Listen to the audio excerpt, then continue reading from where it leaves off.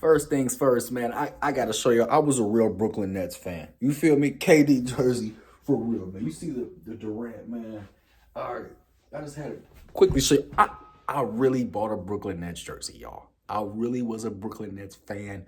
So I'm not making this video just cause. I'm making this video because I'm now reminiscing on my time and how much I had to deal with as a Brooklyn Nets fan. And I now feel as if I wasted my time because I do think that they are cursed. And here are my reasons why. And this video is exactly why I wasted so much money sports gambling. I wasted so much money just wasting my breath in defending the Brooklyn Nets and Kevin Durant. And I wasted so much time. Heck, I wasted money going to a playoff game that I'm going to get into. I wasted money.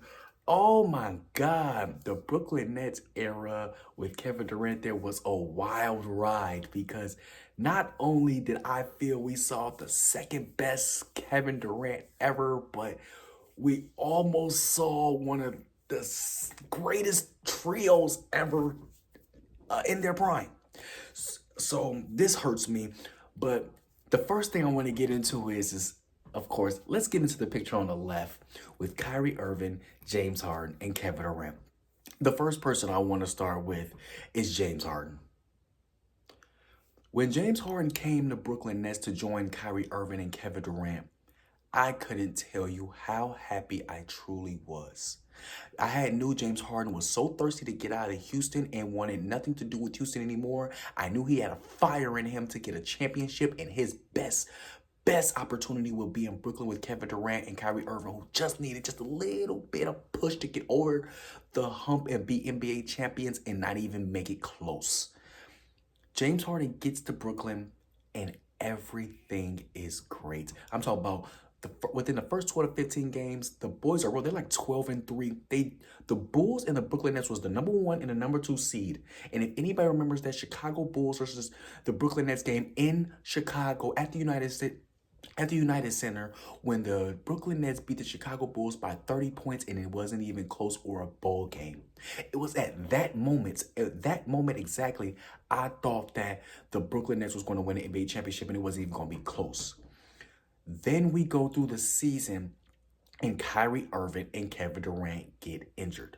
Now, I understand them getting injured, and I do understand, you feel me, how you being out there by yourself can, make you feel as if you're now back in Houston, but you're not in Houston. So I really don't understand how their time away didn't just motivate you to just keep the team afloat, be an MVP that you was in Houston, and play so freely like how you was playing and was getting triple doubles so you that way that you could be ready to go when they get back. Now we fast forward onto the season and we get to the playoffs, and now you're hurt and you're gone leading into the NBA playoffs, into the playoffs period. And we needed you because you was our point guard and you led our team and got everybody the ball perfectly. You was a perfect point guard in that situation. And DeRozan was perfectly with Kyrie at the 2, KD at the 3, Claxton at the 5, Joe Harris swinging out for the 3. You hurt yourself, but when you are playing, you're pissed that Kevin Durant and Kyrie's not there. You get hurt. Now you're not there throughout the playoffs, and now it's just Kyrie Irving and Kevin Durant. So James Harden's time in Brooklyn was so disrespectful to me and so hurtful to me because I thought it was going to be everything that it wasn't. And I can't let that go completely yet because James Harden owes the Brooklyn Nets, owes Kevin Durant and Kyrie Irving a real playoff run, and we'll never get a chance to see it. Moving on to Kyrie Irving. Kyrie Irving, personally, I don't have anything negative to say about your play, but you as a person, when you had said that you would never leave 7 and you would never leave Kevin Durant, I really felt that you would never leave him, and I thought that y'all would ride this thing out to the end. But as the years go on, you became selfish, like as if you did with Braun. And I felt that they had to split the both of you two up because of Kyrie Irving's selfishness. And I felt that with Kyrie Irving playing, not playing, being a huge part of the team, not being a huge part of the team, going through his cycles with, just not being there, not feeling important. And then we had the Steve Nash thing to where y'all didn't feel as if y'all needed Steve Nash, but y'all wanted Steve Nash.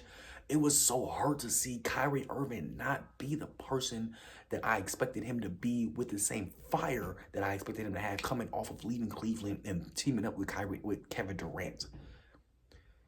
And last but not least in this picture, Kevin Durant, my favorite player of all time, my GOAT. Kevin Durant in 2021, when he was going through the time with Kyrie Irving and James Harden being there, not being there, and that playoff run that he had was so special. I want to first get into the foot on the line. If you remember Kevin Durant catching that basketball in that game 7 and hitting that turnaround 3, for one, the ball was in the air for the life of God. I'm talking about, I've never seen the ball in the air that long in my life. And then when it went in, I was in the casino and my last leg of my ticket was the Brooklyn Nets money line moving on to the next round into the Eastern Conference Finals. And when that foot was on the line and they went into overtime, the truth is, I knew it was over no matter how big of a fan I was. Kevin Durant was dead in the water. The team was dead in the water, only depending on him and couldn't hit anything. And he was the only thing that the Milwaukee Bucks was stopping. Now, I wish Kevin Durant would have. There's nothing I wish Kevin Durant could have did. He did everything he could have did for the Brooklyn Nets. He did everything he could do for that team. He was the best player in the world at that time as well. You can't say anybody was better than Kevin Durant in 2021. You just can't. I mean, he should have won the MVP, honestly. It's a shame he didn't. Now, moving on to the picture on the right. This is where I feel the Brooklyn Nets are cursed because how in the world, how in the world did you let these draft picks that would have picked up Jason Tatum, Jaylen Brown?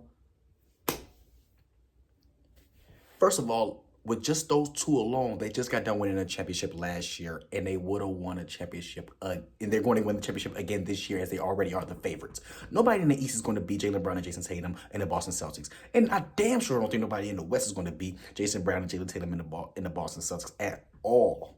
At all.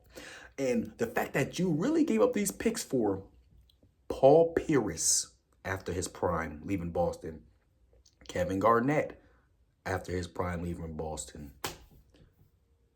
Are you kidding me? Are you kidding me?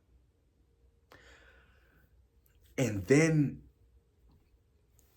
it was so bad in Brooklyn with Paul Pierce and Kevin Garnett that old Kobe Bryant dunked on them. A very old Kobe Bryant. I remember Kobe Bryant coming through the lane in the middle. That was like Kobe's last poster, really. You know what I'm saying? In Brooklyn, came through the lane and dunked on him. And the Brooklyn Nets, owned by Jay-Z, it's just been a complete failure. Complete failure.